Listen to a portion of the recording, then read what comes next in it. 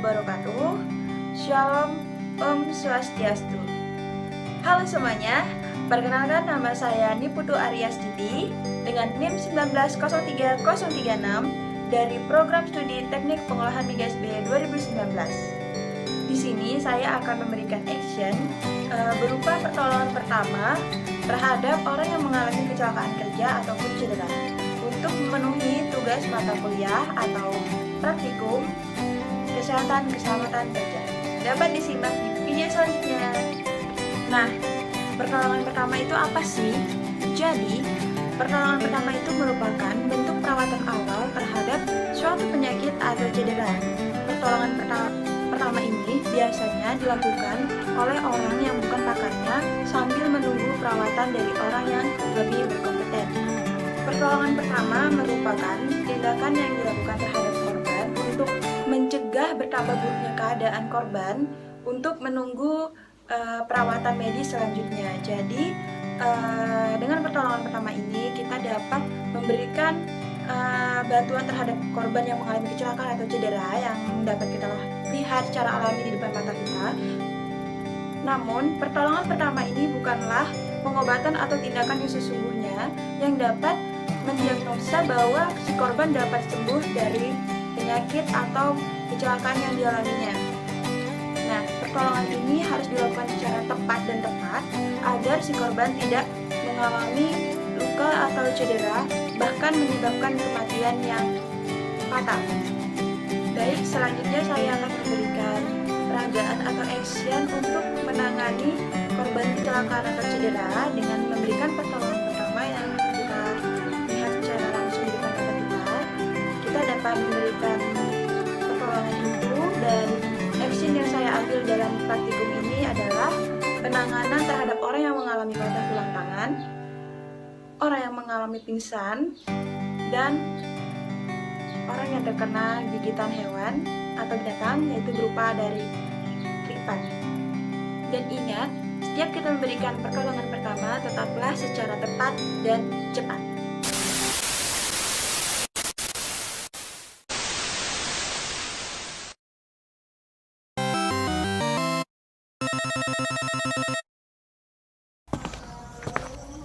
Aduh, sakit kepalanya. Rentangkan posisi korban, baringkan dan rentangkan semua.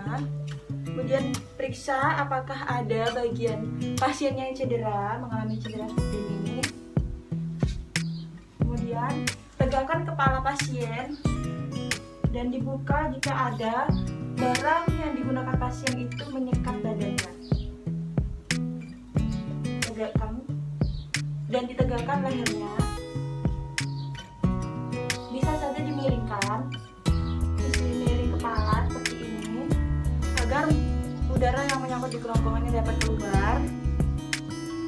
Dan setelah itu tinggikan daerah kaki dan sedikit bantalan agar posisi tubuhnya lebih tinggi daripada jantung, dan ini wajib. Kemudian beri selimut korban.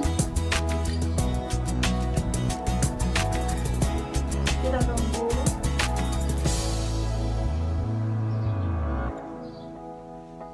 beberapa saat, dan apabila korban belum sadar juga saat di posisi istirahat seperti ini, kita bisa cek nadi yang ada di tangannya apakah masih berdenyut. Kemudian kita napasnya, kita bisa memberikan seperti minyak-minyakan yang berbau mint di hidung untuk memancing aliran bernapasnya lancar lagi.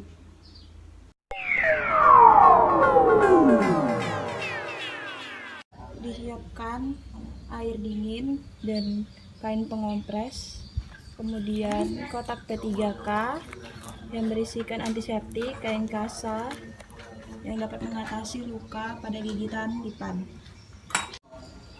Aduh, aku penyakit. Sakit. Untuk menangani luka pada kaki yang terkena gigitan lipan, kita bisa mengompres menggunakan air dingin. Biasanya gigitan lipan ini membuat nyeri pada luka selama 4 hingga 5 jam. Tapi itu bisa hilang dengan cara kita kompres terlebih dahulu menggunakan air dingin. Kita ambil luka ini secara perlahan, kemudian dikompres pelan-pelan. Pastikan keadaan luka sudah dibersihkan sebelumnya. Setelah dikompres, kita bisa berikan antiseptik untuk mengurangi rasa sakit pada luka. Seperti ini. Kita ambil perlahan.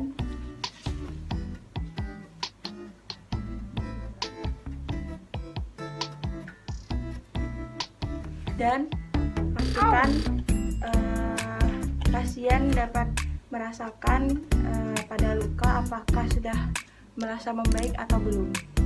Jika belum, kita dapat merujuknya ke tenaga medis atau rumah sakit terdekat.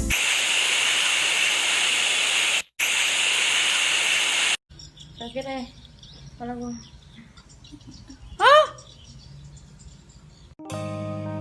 kemudian membawa pasien ke tempat yang lebih tenang dan sejuk dan rileks. Dudukkan pasien seperti ini. Kemudian meminta pasien untuk duduk tenang dan membuka cuping hidung seperti ini.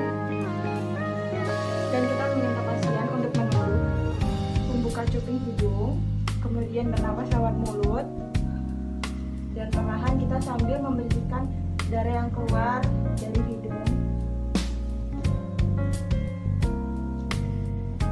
Setelah dibersihkan, lakukan membuka cuping hidung ini sebanyak 5-10 kali agar aliran darah yang keluar lancar dan cepat keluar.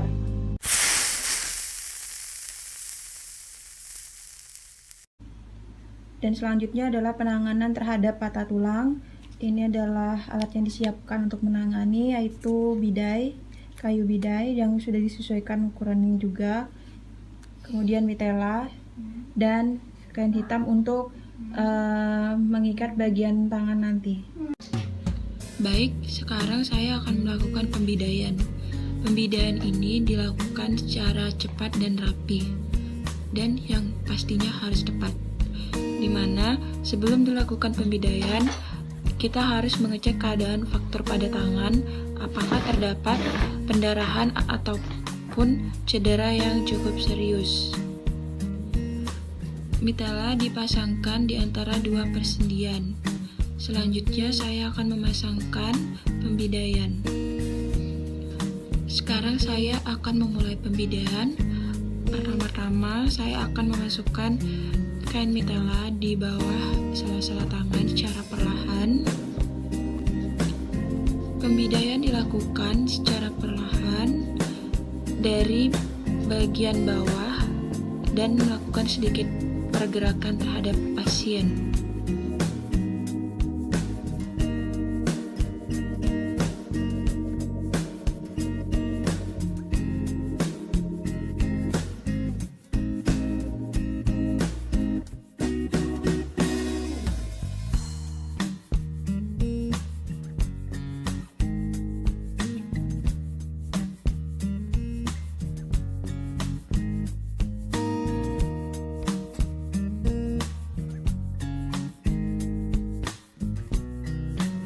Selanjutnya dipasangkan pembidaian di bagian atas, lalu dibalut dengan mitela diikat.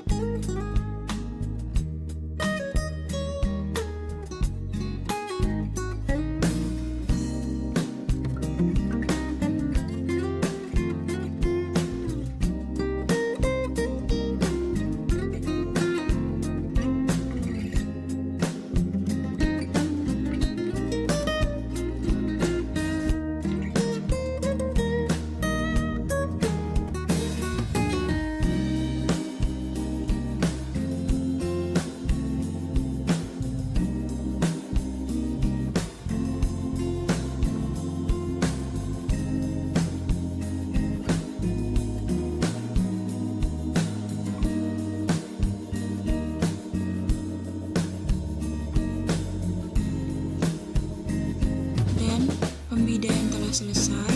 Selanjutnya saya akan memeriksa daerah akal, apakah ada rasa dingin atau nampak kebiruan. Setelah pembidaian selesai seluruhnya, untuk mengurangi pergerakan kita dapat melakukan pengikatan atau fiksasi pada daerah bagian dada.